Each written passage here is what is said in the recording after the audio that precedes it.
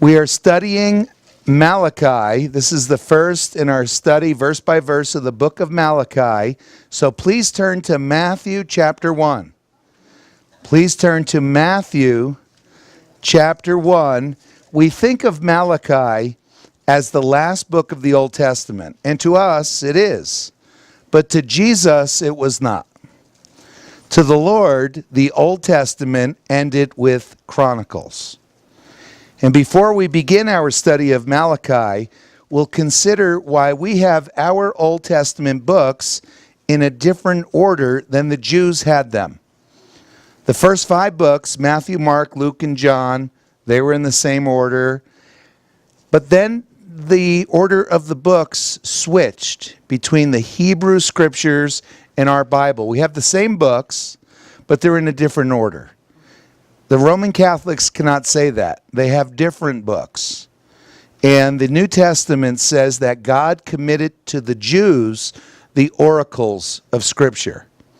So to take books that the Jews never recognized as Holy Writ and include them in your Old Testament is a terrible error. That is wrong. But we do have our books of the Old Testament in a different order, some of them, than the Jews, and we'll talk through that. Also, we will read in this chapter the famous statement that is loved by Calvinists, those who think that every wicked thing was predetermined in the mind of God to happen. We mentioned this morning in the sermon that God had decreed, according to Calvinists, one time to put in the Bible that he hated divorce, but yet if they're right, he also decreed hundreds of millions of divorces through history, and adulteries, and hatred. And actions speak louder than words. So if this were true, then God really wanted hundreds of millions of divorces.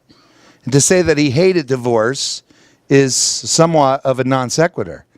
If you decree that you fill the world with something you say you hate and you don't want, boy, a human being who does that, we say, well, that's not consistent. That's contradictory. So there is a statement in this chapter that is loved by Calvinists, and it is this: Jacob I loved and Esau I hated. And in the book of Romans, that verse is expanded to add, while they were still children in the womb, before they were born, I hated Esau. And so Calvinists love that because they get very excited to prove that God hates a baby. They get excited because their theology needs them to demonstrate that. And so they have it right there on a silver platter. Here's the Bible saying God hates Esau when he's a baby in the womb.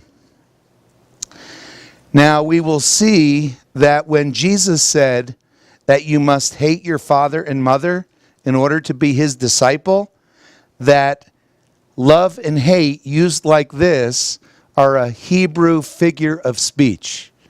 It's a Jewish idiom, and it means to love and to love more. That's what the figure of speech means.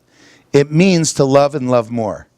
Yet millions of Christians have been taught that God hates babies in the womb, and this is the tragic teaching that results from Greek philosophy, fatalism, the future is settled, being incorporated by Augustine into Christian theology.